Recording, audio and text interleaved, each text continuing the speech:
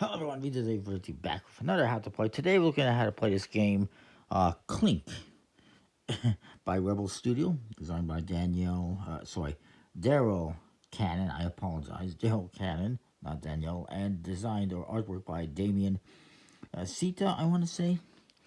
It's a little game that plays 3 to 5 players in about 20 minutes, ages 7 and up. It's kind of a golf-esque game where you're basically trying to have the lowest score at the end of the game.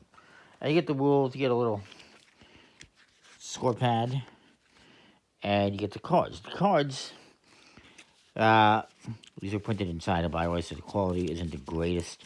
They clump a bit, but it's fine. They're not, I guess, the worst, but you get these cards that are numbered. They go anywhere from -5 to 20 is the big one. And you try and have the lowest score at the end of the game. And there's also -1s, and there's zeros, there's -2s. Basically, it's -5, then there's -2, -1 to 0, and then 1 through 10, and then there is also 20s. Just to give you a range of the numbers. So you got those cards, and they're going to be face down in the middle of the table. And there is 63 cards total. There's also 12 of these special ability cards, which are going to be here as well. And these have different actions you'll be able to take. Oh, this is the French side. Like, choose one player, they must flip one of their face-down cards. Flip 2 of your face-up cards. The one at the highest value and the one at the lowest value. End the round immediately. Take any one card from another player's collection. Etc. Exchanging cards. This player would have to flip all the negative cards face down.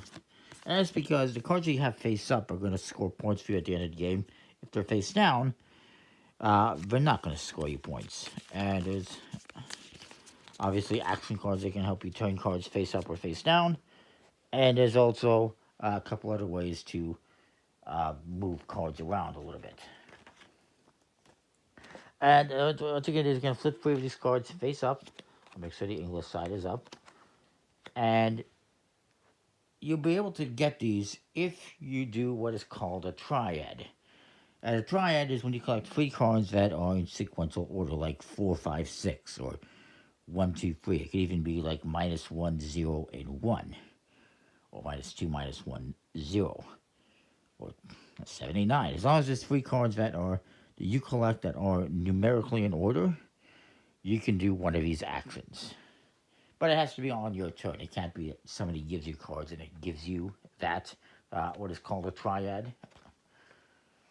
The other thing you can do is the reset effect. And that is if you have 2 cards that have the same number, let's say I have 2 7s, then I reset those and basically flip those cards face down and they just become a 0. So if you get duplicates, it becomes a 0.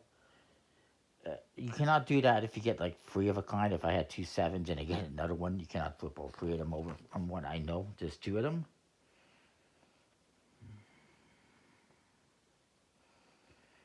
Yeah, so it even says if you have 3 cards of the same value, the reset effect triggers only for 2 of them.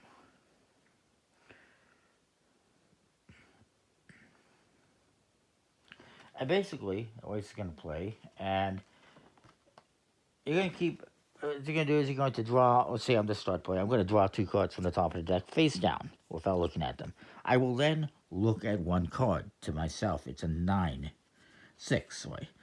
I can choose to either keep those and turn them face up and add them to my collection, or I can pass them to another player. And let's say we're doing, 3 or 4 players here. We'll say I'm doing 4 players. So I can say, you know what, I got a 6, I don't want it, you can have it. So they're going to take these cards, they're going to look at 1.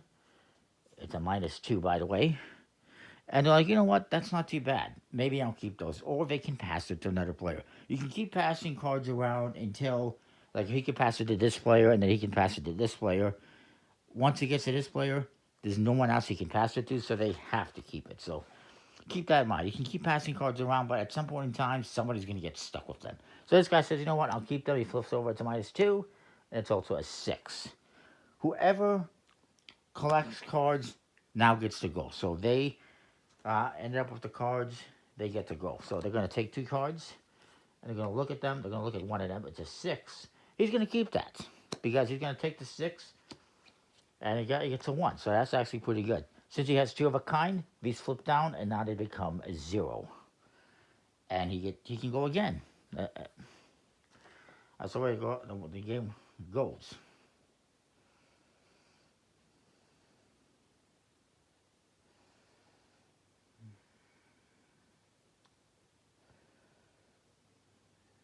And it says, by the way, to start players, whoever most recently counted to 100. I don't know anyone who counts to 100, or you just choose the youngest player. You're going to keep doing this until one person has collected 10 cards face up or face down, which will end the round. So this guy already has 4 for the record.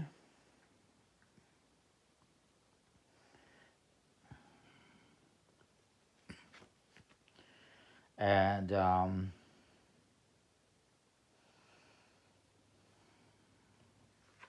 I believe you can just keep playing, and you're not going to always keep the cards.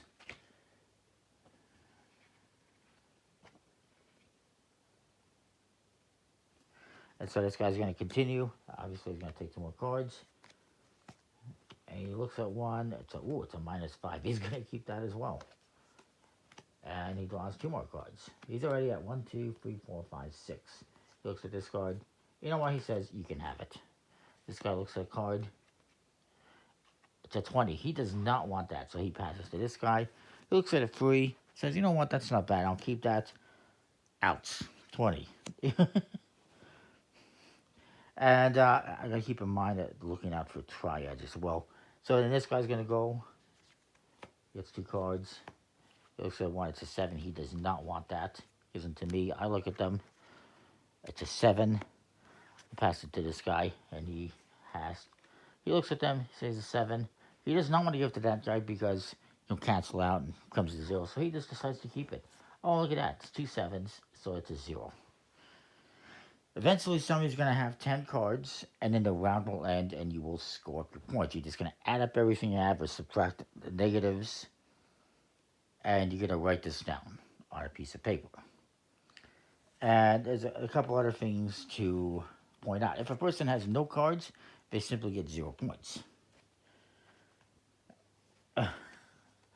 I like that I have this whole thing here that shows you exactly what you're going to be doing and all the different steps. It seems like it's a little bit overcomplicated, but it's not.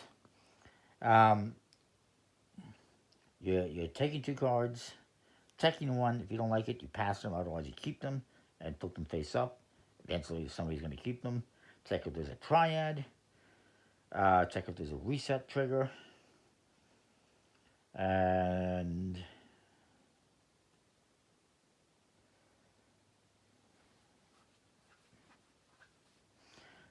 see if anyone has 10 cards or not. You can use a special ability.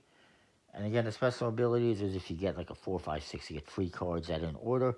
You can choose one of these and do it. You then discard it and replace it with another action. So let's just say I ended up with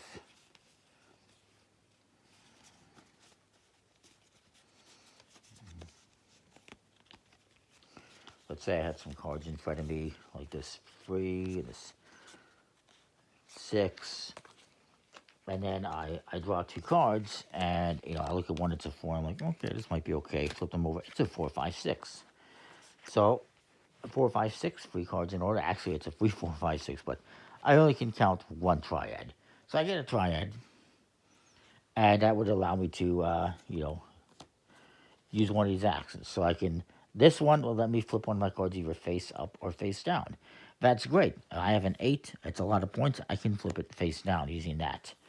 This one, choose one player, and they would have to flip off all their face-up negative cards face down. So this guy has -7 right now. I can use that and force him to flip those 2 face down, and he goes from 1 to 8 points immediately. And obviously this guy would love to get this flip one card face down, so they can flip this 20 face down. This one, each player draws 1 card from the deck and adds it face up to their collection. Could be good or bad. I could, if I have free cards in a row like this, I can do the triad. It gives me one of these abilities, so maybe I say, you know what? I don't have any cards that are too bad. It's not too many points compared to him. So maybe I would choose. Everyone draws a card. I would discard this and replace this, and I will draw one card. Oof, that's a big mistake. This guy gets a 9. This guy gets a 3. And this guy gets a 20. Ooh. And again, once one person gets to 10 cards, let's say I have 3, 4, 5, 6, 7. Let's say I have this 1, 2, 4, 5, 6, 7, 8, 9. Let's say I get one more card. Once a person has 10 cards, I have a -1 over here. The round ends and you score your points. So I have 19, 29, 39, 44 -1, 43 points. Whenever these face down ones are 0, but they count towards your 10. And everyone else is going to score up their points as well. But there's one more little catch.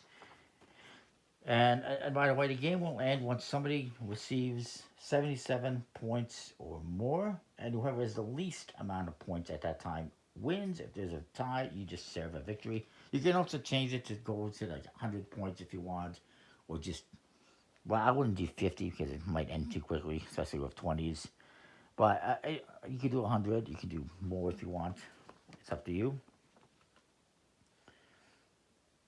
But there's one more little catch, and that is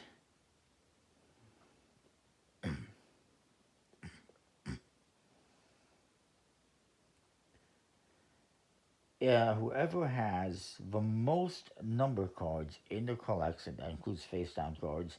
For instance, I have 10, so I have the most. This guy has 7, this guy has 3, that guy has 3. I have the most, so I'm actually going to be able to subtract 10 points from my result. And if more than one person is tied for that most cards, they would both do that. So again, my score was 10, 20, let's see, 15, 20, 25, 35, 39, -1 is 38, -10 is 28. So my score would be 28. There's another wrinkle, and that is whoever has the least amount of cards, but at least one. If you have 0 cards, it doesn't affect you. But if you have at least one card and you have the least amount in your collection, and it doesn't have to face up or face down, you must add 10 points to your result. If somebody has no cards in front of them, they simply get 0 points. So, for instance, these guys are both have 3 cards. They're tied for 3 cards. They both have 20s too. This guy's going to get 29, 32 plus 10. So he's going to get 42. This guy's got 20 plus 10, so he's going to get 30. So it works the same way. If you're tied for the lowest, you're going to add 10 points. If you have the lowest amount of cards in your collection or tied, you add 10 points. If you have the most in your collection or tied for it, you subtract 10 points from your score. And you're going to be trying to have the least amount of points. Again, when somebody gets to that 77 points or whatever number you want to use, 100 or whatever, then the person with the least amount of points at that time wins the game. So it's a golf type game with special abilities and this whole kind of drafting and push your luck aspect. I really like it. It's a really unique take on the whole golf game, which golf is type of game where you're trying to have the lowest score at the end of the game. Usually you get a bunch of face down cards and you're drawing and discarding cards and just trying to end up with the lowest score. This one it's different. It's kind of has a push your luck mechanic and these special abilities and everything. Some special rules like the reset for duplicates and the triad for 3 in a row. I like it. So that is Klink. Comment, like, subscribe. Let me know what you think. And we'll see you next time for more. Thanks for watching.